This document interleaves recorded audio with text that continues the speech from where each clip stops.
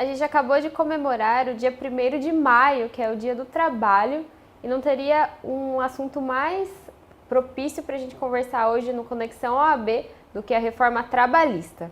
Quem está aqui com a gente para falar sobre isso é o Otávio Barros Júnior, advogado especializado em Direito Trabalhista, também professor da IT e do curso de Medicina da Unesp. Seja bem-vindo, Otávio.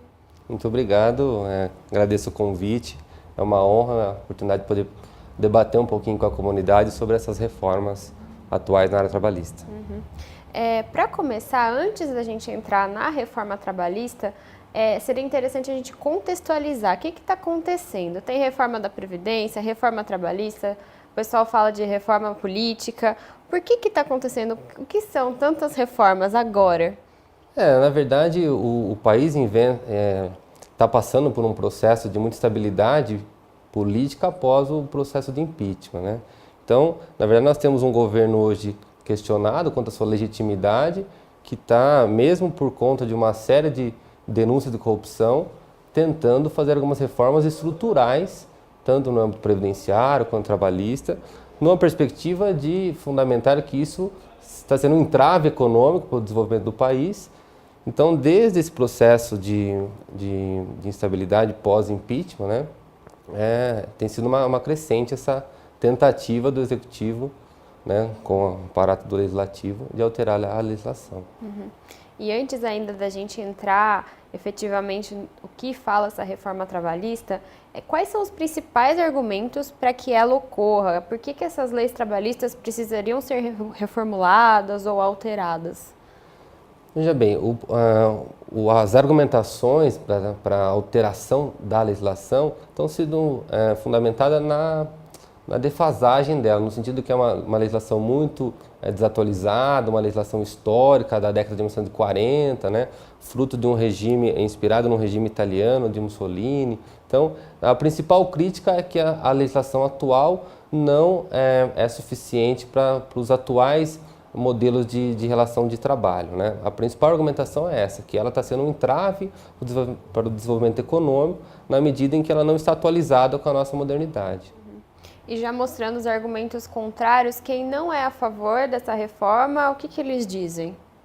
Primeiro que, na verdade, esse argumento de que ela é desatualizada não é o mais correto. Na verdade, nós temos a CLT, que é de 1943, todavia ela sofreu inúmeras alterações ao longo dos tempos, né? E a Constituição em 88 recepcionou essa legislação e, inclusive, elevou os principais direitos como uma garantia mínima fundamental do trabalhador, certo? Então, jogarmos lá em 1943 não é a grande realidade. E esse texto da CLT, ele sofreu inúmeras alterações. Então, hoje, ela tem mais de 900 artigos, mas pouco mais de 20% dele está vigente. Os demais já sofreram atualizações, até por conta das alterações do mercado de trabalho. E agora vamos para a reforma, né? Pelo menos até agora, porque ela ainda está em discussão, muita coisa ainda pode ser mudada. Um dos principais pontos que ela trata seria em relação aos acordos coletivos de trabalho passarem a valer como lei. É isso mesmo? Na verdade, isso já está previsto na Constituição Federal. É possível, mediante negociação coletiva, a alteração de alguns direitos, né? Inclusive reduzir salário e a própria jornada de trabalho. Acontece que a interpretação que se faz é que essa negociação ela deve visar a melhoria da condição social do trabalhador. Então, acordo, convenção coletiva já prevalece sobre a lei, desde que, na sua interpretação, ele se torne benéfico ao trabalhador. Na verdade, a tentativa de alteração, esse projeto de lei, visa prevalecer o negociado sobre o legislado sem nenhum patamar mínimo. Então, seria possível uma negociação prejudicial ao trabalhador. Porque se pensarmos só em benefícios, isso já tem previsão constitucional. E quais seriam os pontos que poderiam ser negociados entre sindicato e empresas e quais se mantêm sem poderem ser negociados, segundo a reforma trabalhista agora? O projeto elenca uma série de direitos relativos à jornada de trabalho, horas itinerantes, o próprio intervalo para a refeição, né? Que seria possível uma negociação e, se essa assim ocorresse, ela prevaleceria sobre a legislação. E o principal entrave, o impedimento, seriam as normas que violam à saúde e segurança do trabalhador. Mas isso dará margem para discussões, porque o próprio TST entende que jornada de trabalho, o próprio intervalo para refeição, eles se referem a normas protetivas. O intervalo de repouso é uma norma de segurança e a saúde do trabalhador, mas isso não tem sido apresentado dessa forma no projeto. Na prática, o que a gente vê às vezes é falando que a jornada vai poder chegar até 12 horas, as férias poderão ser divididas em 3 períodos. Como é que são esses pontos específicos? Alguns pontos, por exemplo, o 13º salário e o fundo de garantia não será admitido uma negociação, mas as férias, por exemplo, será admitido um parcelamento, coisa que na legislação atual nós não temos. Então, na verdade, o projeto de reforma trabalhista, quando nós falamos de reforma trabalhista, ele se apresenta em inúmeros projetos de lei, né? Nós tivemos a terceirização, que foi recentemente objeto de um processo de alteração que já foi aprovado, né? Então, houve uma alteração na legislação do contrato de trabalho temporário, contemplando também a possibilidade da terceirização.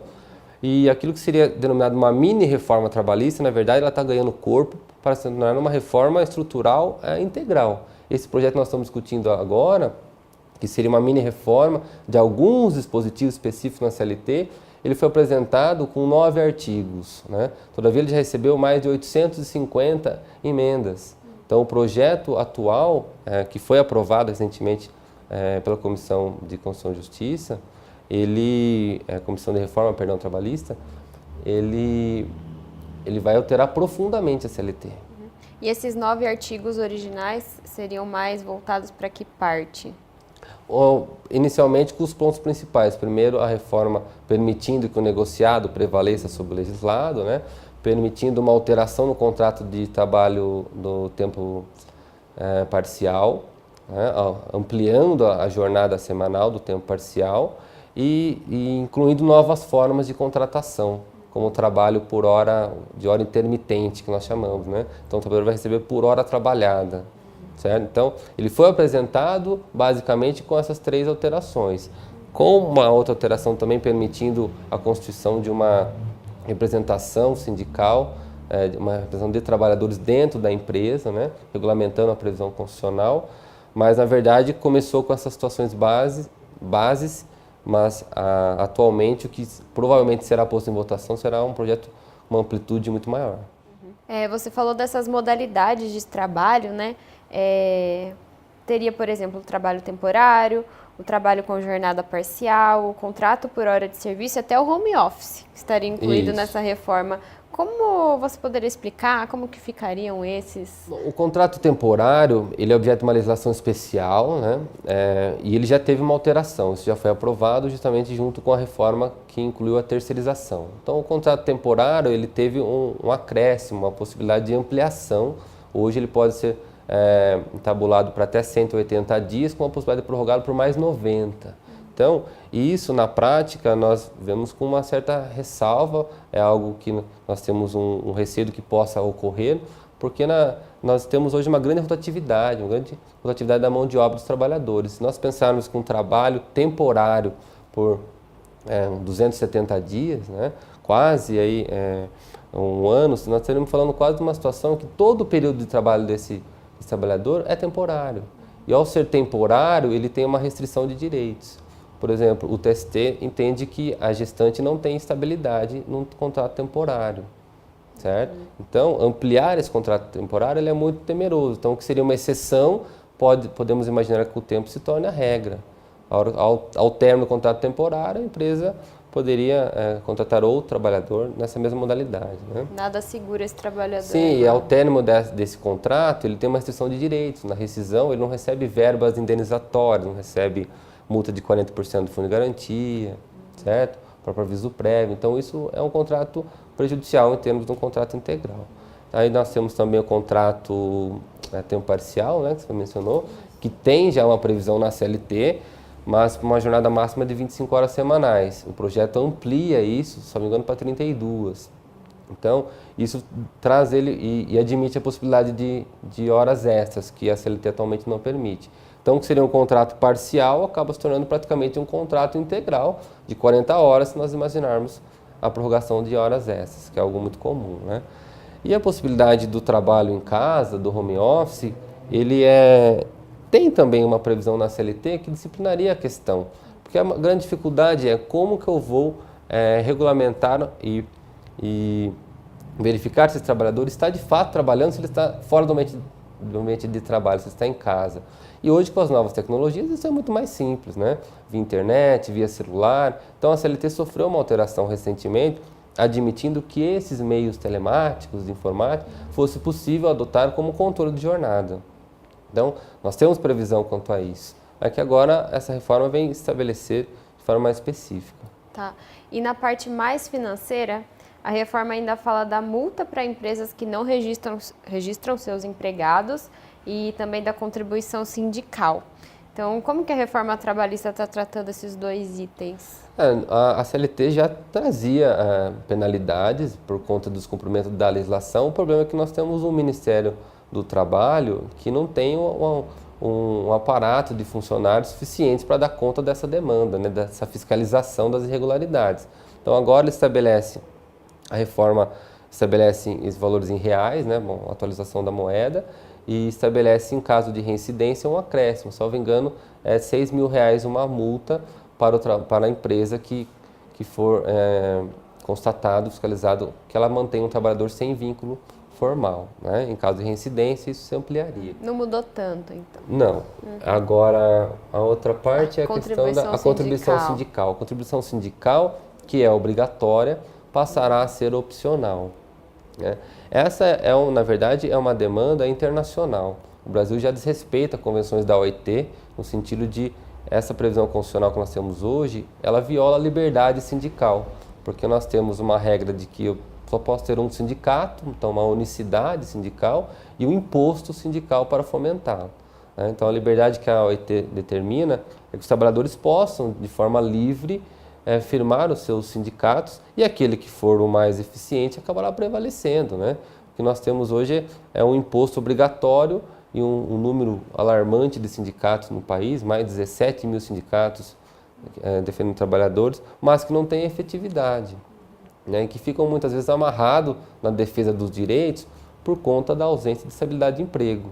O sindicato, se ele for muito combativo, ele acaba gerando desemprego e isso é prejudicial também para a própria categoria. Né? Então é uma situação atrelada à outra. Tem mais algum ponto importante, crucial da reforma que você gostaria de destacar? Eu acho que o principal ponto, primeiro, é o momento inapropriado para isso, porque uma reforma previdenciária, uma reforma trabalhista, no momento que nós estamos enfrentando uma grave crise política, né, uma reforma estrutural e que, na verdade, tem se transferido para a sociedade, para a população menos favorecida, para os trabalhadores, a conta desses prejuízos financeiros que nós temos observado, estão sendo apurados pelo Judiciário. Então, a expectativa é que, com essa terceirização já em curso e com essas reformas, nós tenhamos uma precarização das relações de trabalho. Né? Porque, na prática, quando se fala não há uma redução de direitos. Na prática há, porque esses direitos não se efetivam. O trabalhador terceirizado hoje pode ser quarteirizado, então uma quarta empresa vai entrar nessa relação que inicialmente era bilateral, empregado-empregador, e os direitos que ele teria, na prática, ele não consegue efetivar.